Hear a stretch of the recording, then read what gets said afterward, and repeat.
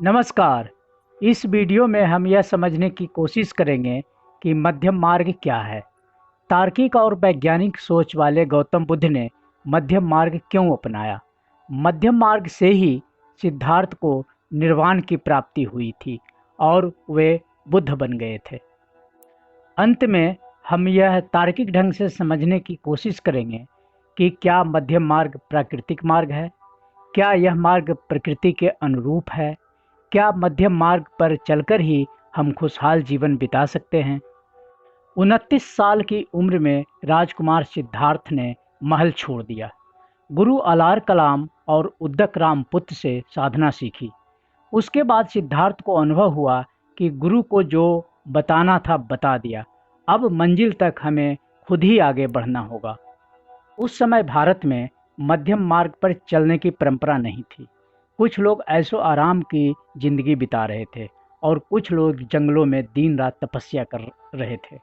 उस समय के दार्शनिकों की 6 परंपराओं में भी हम यही देखते हैं कि उनके विचार दो किनारों का समर्थन करते थे, मध्य का नहीं।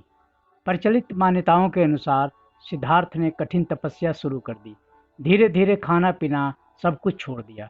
खाना पानी के बिना उनका शरीर हड्डियों का एक कंकाल बनकर रह गया। उनके पास चलने की ताकत भी नहीं बची। उन्हें एहसास होने लगा कि शरीर ही नहीं रहेगा तो मन और चित्त कहाँ रहेगा। शरीर, मन और चित्त ही नहीं रहेंगे तो ज्ञान किसको मिलेगा और इस ज्ञान का होगा भी क्या। सिद्धार्थ तपस्या कर रहे थे। वहाँ से कुछ लेडीज राग में गीत गाती जा रही थी। गीत के बोल थे, वीणा के तारों को ढीला मत छोड़ो। ढीला छोड़ने से उनसे सुरीला स्वर नहीं निकलेगा, पर तारों को इतना न कसो कि वे टूट जाएं। यह गीत सिद्धार्थ के कानों में पड़ा। सिद्धार्थ का चित्त झंकार कर उठा। बात सिद्धार्थ को जच गई। मध्यम मार्ग ही सही रास्ता है। दोनों तरह की अतियों से बचना होगा। शरीर को भी ठीक रखना होगा और साधना भी करनी होगी। उधेड़ बुन की ऐसी ही अवस्था में सुजाता खीर लेकर उनके पास पहुंच गई। दरअसल सुजाता गांव के एक धनी परिवार की बेटी थी। उसने वृक्ष देवता से मन्नत मांगी थी कि उसे एक पुत्र की प्राप्ति हो। उसे पुत्र हुआ। वह बहुत खुश हुई। उसी पेड़ के नीचे सिद्धार्थ तपस्या कर रहे थे। दासी ने सुजाता को सूचना दी कि वृक्ष देवता साक्षात प्रकट हो गए हैं। सुजाता ने प्रेम पूर्वक खीर बनाई। वह खीर लेकर पेड़ के पास पहुंच गई।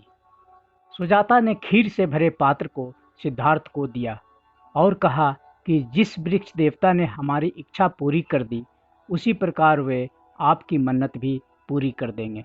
सिद्धार्थ ने खीर खा ली और पात्र को निरंजना नदी में बहा दिया। खीर खाने से उनको थोड़ी ताकत मिल गई। वह बोधि वृक्ष के नीचे घास के आसन पर बैठ गए और साधना में लीन हो गए। रात में उनको ज्ञान की प्राप्ति हुई।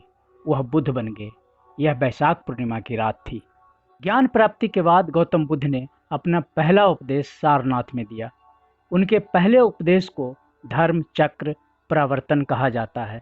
उन्होंने उपदेश की शुरुआत ही मध्यम मार्ग से की।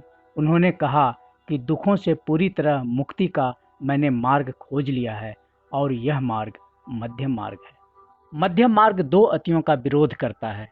अति का मतलब अंत, किनारा, छोर या चरम है। जीवन में हमेशा दो अतियां होते हैं। पहला अति है अय्यासपूर्ण जिंदगी, हमेशा इंद्रिय सुख में डूबे रहना। यह जीवन का एक किनारा है। दूसरा किनारा है कठोर तपस्या, कठिन परिश्रम। इतना कठिन परिश्रम कि शरीर की कोई चिंता नहीं। शरीर खत्म हो जाए कोई बात नहीं, लक्ष्य मिलना चाहिए। इन दो अतियों के बीच गौतम बुद्ध ने एक नया रास्ता निकाला, जिसे मध्यम मार्ग कहा जाता है। इसे ही अष्टांगिक मार्ग भी कहा जाता है।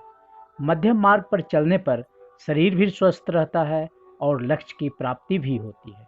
इसका उपयोग अपने लिए और दूसरों के कल्याण के लिए भी किया जाता है। गौतम बुद्ध का मध्यम मार्ग हम अपने जीवन में बहुत ही आसानी से अपनाते रहते हैं। असमंजस की स्थिति में मध्यम मार्ग हमें सही दिशा में आगे बढ़ने का सहारा भी देता है। जब भी आपके जीवन में असमंजस की स्थिति आए, आप यह सुनिश्चित कर लें कि आपका निर्णय न ज़्यादा की ओर हो न कम की ओर। बल्कि मध्य में हो। यही है मध्य मार्ग और यही है गौतम बुद्ध का उपदेश। हमारा हौसला बढ़ाने के लिए आप इसे सब्सक्राइब, लाइक और अपने दोस्तों के साथ शेयर करना ना भूलें। Thank you.